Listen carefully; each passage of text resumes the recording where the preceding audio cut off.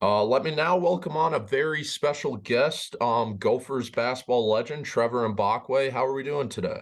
I'm doing well. I don't know if I'll say legend, but I appreciate the introduction. I'm doing Yeah, well. yeah, no problem. I guess we'll kind of start all the way back with your playing career and your journey, I guess, to the Gophers.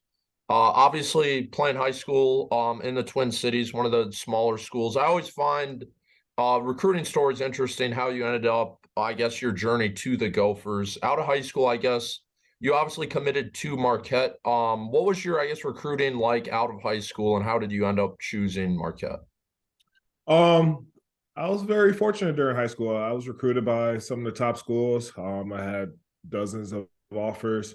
Marquette was one of the first teams to offer me my freshman year, towards the end of my freshman year. So I was able to build like a relationship with them, Coach Crean, from 14, 15 years old for a few years. And that was kind of around the time when Dwayne Wade and Marquette was, Final Four. Like they had, a lot of, they still are a pretty good program, but that was when things were starting to really pick up for them in the Big East. Um, and I wanted to kind of get away from it, get away from home, but also I wasn't ready to go too far from home. And Marquette being a 4 hour drive, they're 16,000 people every game. They're outselling the Milwaukee Bucks, and you go. It felt like home. My final five, I had offers. Illinois, Wisconsin, University of Miami, Florida at the time, Georgetown, Arizona. So I had some pretty good offers, but Marquette just felt like the best place for me at the time. Yeah, you mentioned Florida. Obviously, after 1 year at Marquette, your journey, I guess, takes you to junior college in Florida. What was kind of, I guess, that whole experience like? Because I mean, nowadays with Last Chance U on Netflix, I feel like a lot more people understand kind of the JUCO process. But I guess, how was that for you? And I guess what would you say something about JUCO that like people don't realize how like tough it is, I guess. Well, for me, it was hard just transitioning from major D1 to junior college. So went from like private flights, meals paid for everything to JUCO. You're sharing one apartment with five other people. Your lunches come from chef meals to eating at Old Country Buffet on road trip. So it was pretty night and day. I never thought about playing JUCO. It was a great experience for me at that time. Coach Crean had left. Marquette took the Indiana job. Buzz Williams ended up coming in, and I just wasn't sure if I want to stay at Marquette because my biggest thing I wanted to be at Marquette was because Coach Crean. So when he left, I kind of waited. And at that time, a lot of schools had the scholarships were already full for the next season. So I decided to go junior college to get some, just to play. And that's kind of how I ended up in the junior college routes. But like, there's a lot of talent at that level. It was some of the best games I've played against a lot of top talent who ended up going to play high major D1 in the NBA, stuff like that. So it was a learning experience for me, but it's a night and day experience from D1 to junior college for sure. Yeah, I feel like in the past few years, I guess the conversation has gotten a little bit better, but with a sport like basketball, when there are so many levels, there's D1, D2, junior college, and I mean, there's a lot of good basketball being played at all those levels. How big of a difference, I guess, did you feel playing in the Big East in Marquette to junior college? I guess just like talent wise. Um, well, I was fortunate because I played in Florida. Florida's a big basketball state, so we had a lot of top talent. We had guys committing to on my team going to Kentucky, Memphis. I went to I ended up transferring back to University of Minnesota, so we had a lot of high D1 players just on my team. So the competition was there. For me, I was playing in the Big East, so it's kind of hard going from there's nothing to compare Roy Hibbert and Dewan Blair to like it's just so it's a hard comparison, but we had a lot of talent. We had a lot of guys who we played against who ended up playing in NBA, going to the Dukes and Syracuse's of the world. And so it was definitely a lot of competition, great competition, and I think that definitely helped me transitioning back into playing in the Big Ten. Yeah, I mean, you mentioned that you obviously transferred to Minnesota after 1 year at JUCO. Uh, I guess what was your recruiting like back to Minnesota? Did you always have that in the back of your head that you might want to go back home? And what other schools, I guess, were you talking to at that moment? And what was that recruiting like getting recruited, I guess, by Tubby Smith and the Gophers? Well, yeah, when I got to JUCO, Coach Smith and Coach Vince Taylor, they were one of the first people to call me. Obviously, there was mutual interest. At the time, they didn't have a scholarship, so I wasn't able to just transfer immediately right back to the University of Minnesota. At that time, like I pretty much committed within 3-4 weeks to University of Minnesota for the following year. At that time, I was looking at Memphis, Kentucky, University of Miami. They were like kind of like my top four at that time. But I knew right away I wanted to come home. Coach Smith had just got the job, and I already saw like the huge impact he made on the program right away. And one of the reasons that I did commit to Minnesota initially out of high school is because there was so much uncertainty. You know, the program really wasn't doing well. We didn't know how long Dan Munson was going to be around, and I didn't want to put my faith in, you know, the unknown at that point. So when Coach Smith got there, I talked to Blake and Al right away. They loved him. Damon Johnson, and so everybody had a lot of great things to say about him. And so I was on board right away. He sold me after our first conversation. Yeah, I guess how would you describe him as a head coach compared to all the other guys that coached you? I've been fortunate. I played for some great coaches. Coach Crean, playing for him right away, he kind of like let me know what it takes to play at that next level. Coach Smith, Coach Crean's very offensive minded. Coach Smith is very defensive minded. So I kind of it was like a hybrid experience for myself. But Coach Smith was great. Like he's still great. We still have a great relationship. We still talk time to time. Anytime I call him, he answers the phone, and I definitely. As I got older, I appreciate him more as time went on than I did probably at the moment. But he's amazing. His whole family is, and he's definitely taught me a lot. And he put up with all my nonsense in college, so I can't complain too much. Yeah, I mean, one of the highlights in your Gophers career was that tournament run. And you guys knocked off UCLA in the first round. I guess what was the kind of the vibe around the program for that run? That was obviously one of the biggest moments the last decade now. Kind of dating myself, that seemed like it was yesterday. But how was the feeling around the program during that season?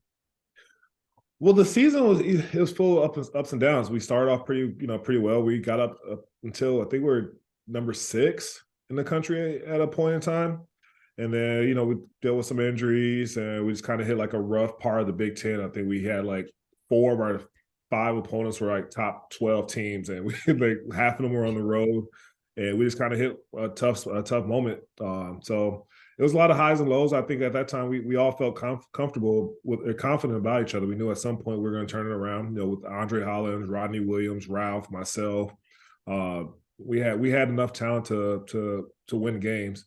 And I think we hit at the right time. Like we got UCLA when tournament brackets came out, it was okay. This is our challenge. UCLA, coming in, they're not going to take us serious, but it was a fun experience, and we ran up against a tough Florida team who I thought was probably one of the top 3 teams in the country. They definitely should have played in the Final Four, but they had a great team. Patrick Young, Scott Wilbekin, Chandler Parsons. No, not Chandler Parsons, but they had some really good players, and we just couldn't keep up.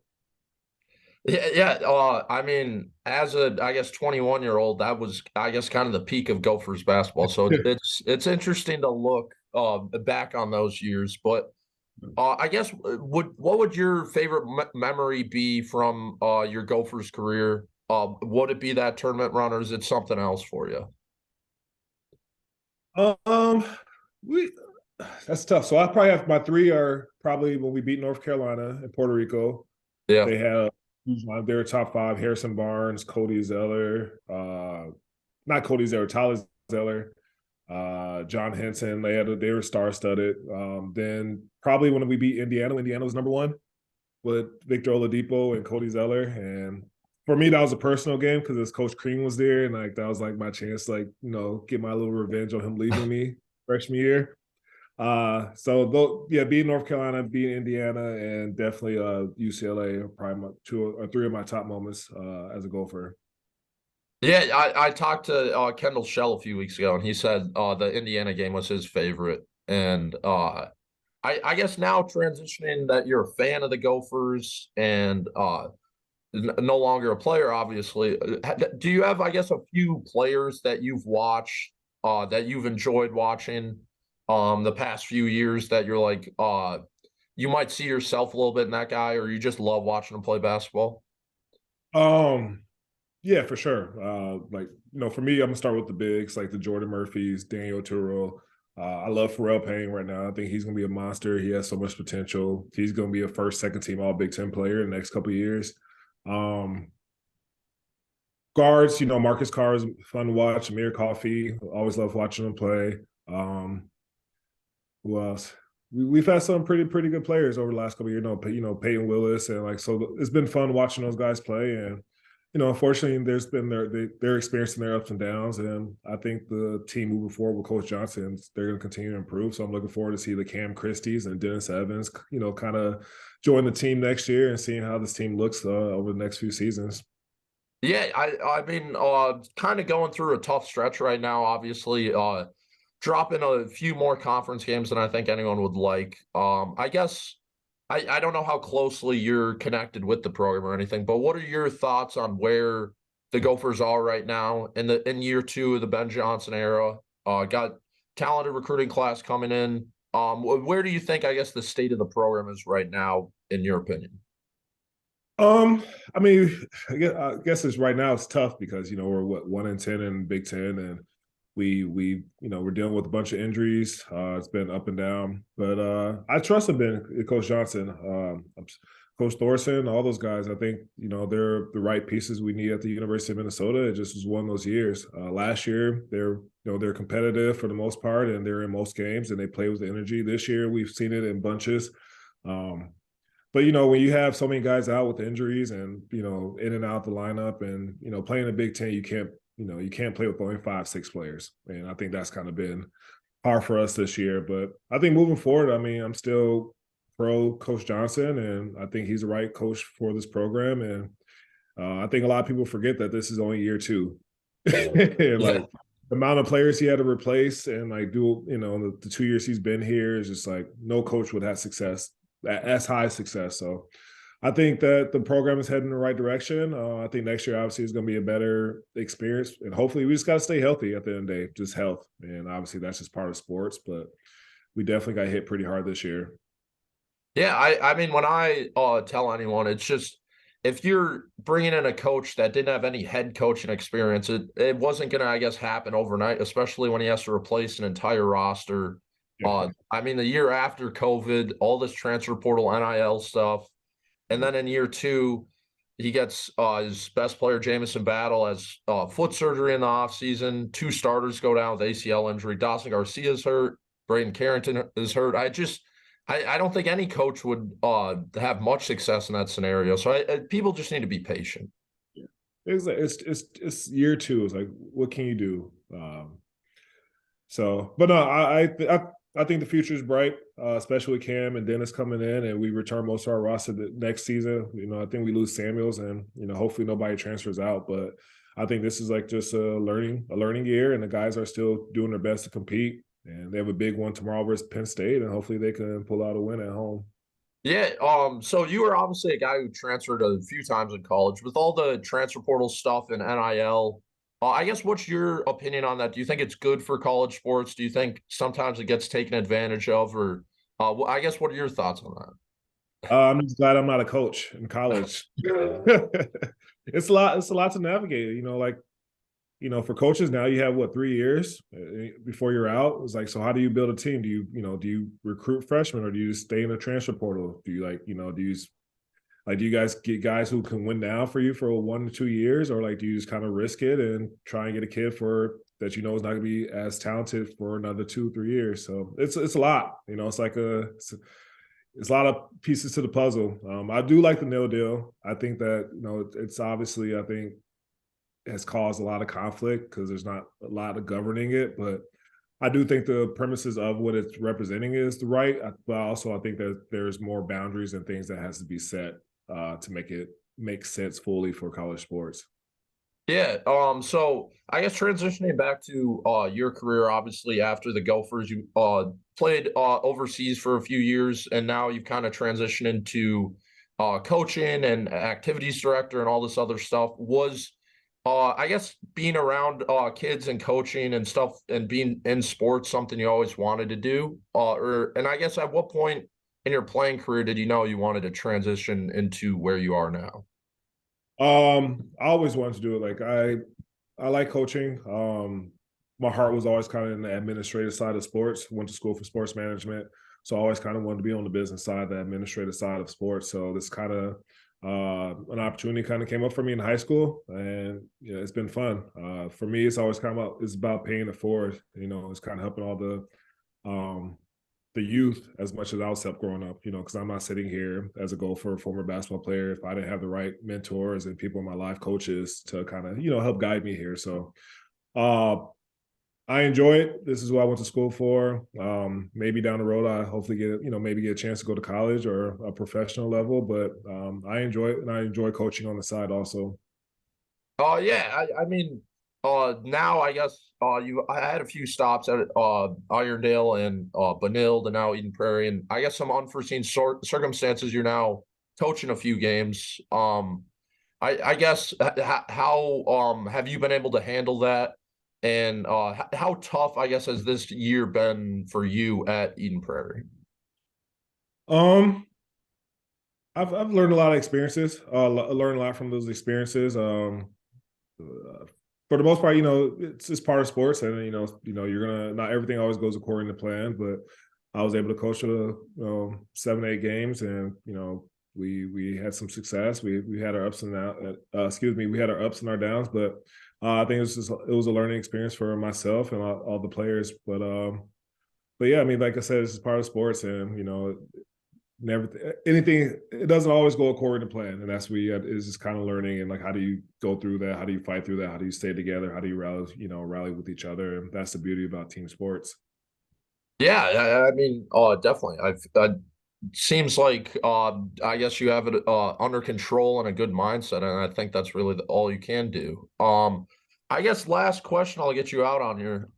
There I guess are a lot of I mean we talked about Coach Johnson, and a lot of Gophers fans right now are I guess low on the program, and I guess as a fan and someone who's played there, I guess would you have a message or something to tell them to be patient and to like everything's gonna work out in the end. And I just feel like so many people with Gophers basketball are so low. And so many times in all my tweets and stuff, people respond, they're like, oh, fire the head coach, blah, blah, blah. What would you say to all, I guess, those people? It's year 2. Just be patient. Uh, if like I said, we these guys. There's no one in the college. If you brought Coach K with the team and the injuries and the stuff we had to deal with this year, we're in the same position. Maybe win 1 or 2 more games. It's not Coach Johnson. We have the right pieces in place, and it's just something to continue to grow on, and just be patient, like you said. It's just like there's no rush. I mean, obviously the season, like the kids didn't want this to be the season that they had. The coaches didn't want but they're still fighting. Like I was at the Iowa game last weekend, and like you could still see the fight. But we only have 6 guys who can participate. So it's just like that's you can't. The Big Ten is tough. Playing 40 minutes with 6, 7 guys is like it's a battle, especially at this point in the season. Like they've been beating each other up for 4 or 5 months. They've been getting beat up and beating other. It's been a grind. So just stay patient. Play the course, and next year is going to be next year, and we move on from there. Yeah, I mean last year it was Jamison Battle and 5 other mid-major veteran players that are seniors and been around college basketball, and now it's Jamison Battle and 5 other freshmen. So it's a little different, and I think people just need to realize that. But again, I really appreciate you hopping on. It's been, I guess, a joy to follow, I guess, your career, and I wish you all the success for whatever I guess the basketball and sports world takes you. Thanks. Appreciate it, Tony. Yeah, have a good one.